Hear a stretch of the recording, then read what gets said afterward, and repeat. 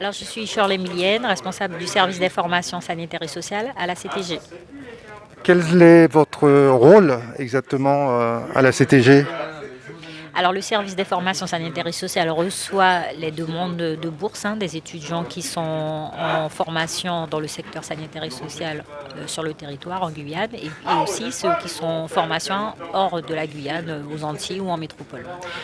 Donc, ça peut être des formations paramédicales, sociales ou médicales aussi. Les étudiants vous contactent directement ou passent par des intermédiaires? Alors, ils rentrent en contact directement enfin, avec notre service. Pour l'instant, cette année, ils sont rentrés en contact directement via notre boîte mail. Ou alors, on espère d'ici septembre 2021 que notre plateforme sera opérationnelle pour qu'ils puissent s'inscrire directement en ligne. Combien d'étudiants guyanais sont pris en charge en moyenne chaque année? Alors, dans le secteur sanitaire et social, en moyenne, 600 demandes par an. Et combien sont retenus? Il y a très peu de rejets. En général, ça représente une petite poignée d'une trentaine de dossiers. Voilà, parce qu'il y a des conditions quand même, notamment pour les pièces d'identité. Il faut que les personnes soient quand même avec des pièces d'identité valides. Qu'est-ce qu'on a? On peut avoir comme rejet aussi si les étudiants ont interrompu la scolarité pendant plus d'un an. Ils ne sont plus éligibles non plus et les aides sont attribuées également jusqu'à l'âge de 28 ans. Quelles sont les formations les plus demandées? Alors les formations qu'on observe, où les étudiants sont le plus inscrits, c'est essentiellement le paramédical, infirmier, on en a beaucoup, et puis aussi pédicure, podologie, ostéopathe, on en a pas mal. Et quelques-unes aussi, on a peut-être une centaine aussi de dossiers sur la filière médecine qui englobe donc la médecine générale ou alors la maïeutique pour les sages-femmes, également pharmacie et puis pour un chirurgien dentiste. Les étudiants reviennent à l'issue de ces formations. Vous avez un suivi à ce niveau? Alors non, nous n'avons pas encore mis en place ce système de suivi. Pour l'instant, nous accordons juste l'aide financière et les étudiants renouvellent leurs demandes chaque année. Nous n'avons pas encore mis en place de dispositif pour étudier les retours effectifs sur le territoire. Ça va jusqu'à quel niveau scolaire et c'est à partir de quel niveau également vous commencez au fait à accompagner les demandeurs guyanais?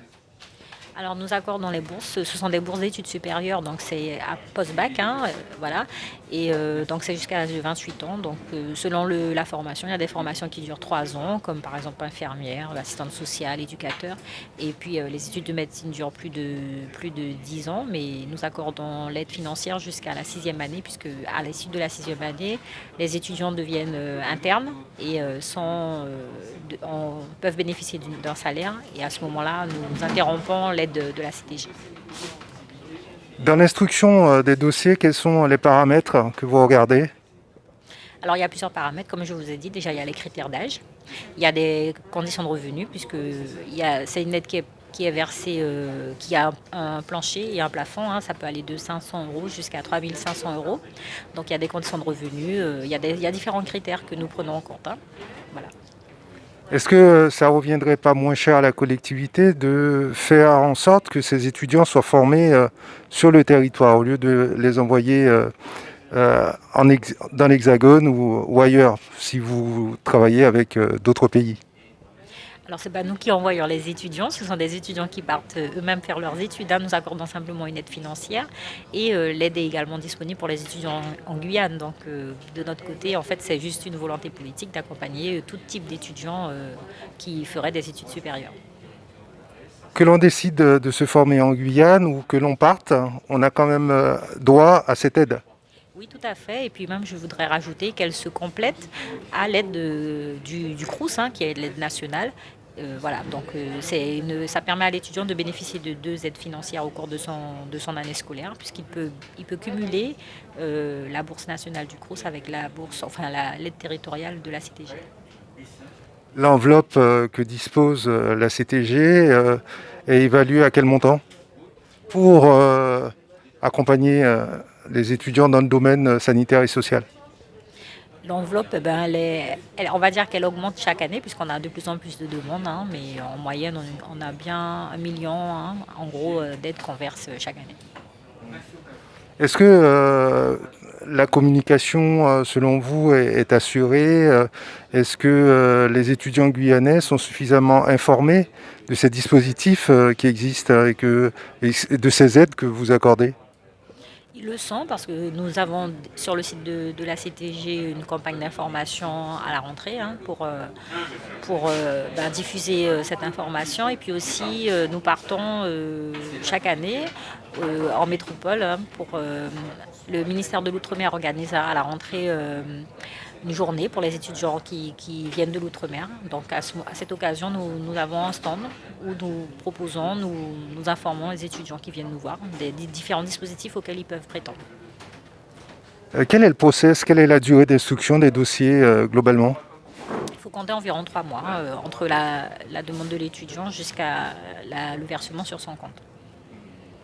Et quelle analyse faites-vous du domaine sanitaire et social justement en Guyane? C'est un secteur en forte croissance?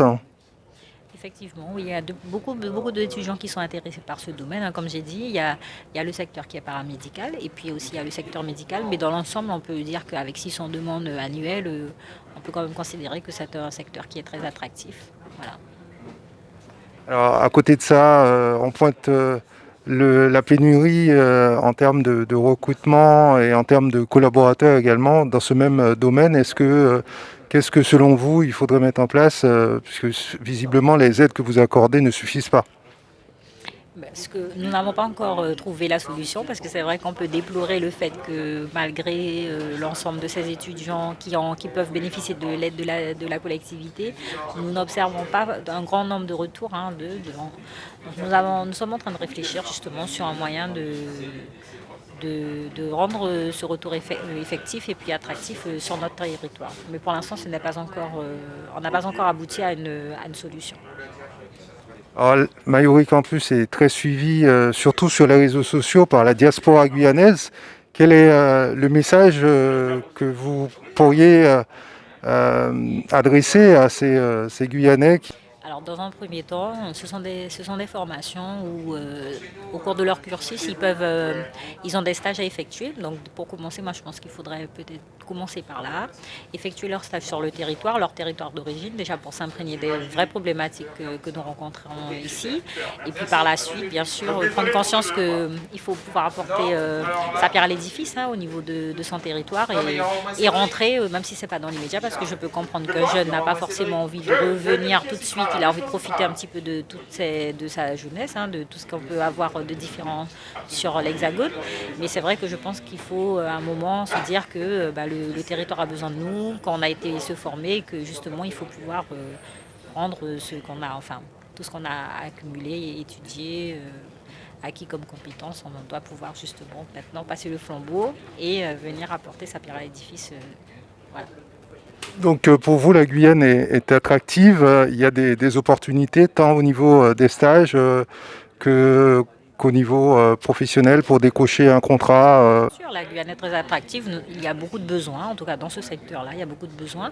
Alors après, le mode, enfin, je veux dire, le mode de vie n'est pas le même que lorsqu'on est étudiant, on a plus d'opportunités sur la métropole, mais je pense qu'il faut aussi garder en tête que nous venons d'un territoire qui a besoin de nous, donc à un moment il faut aussi se rentrer pour apporter et servir la population.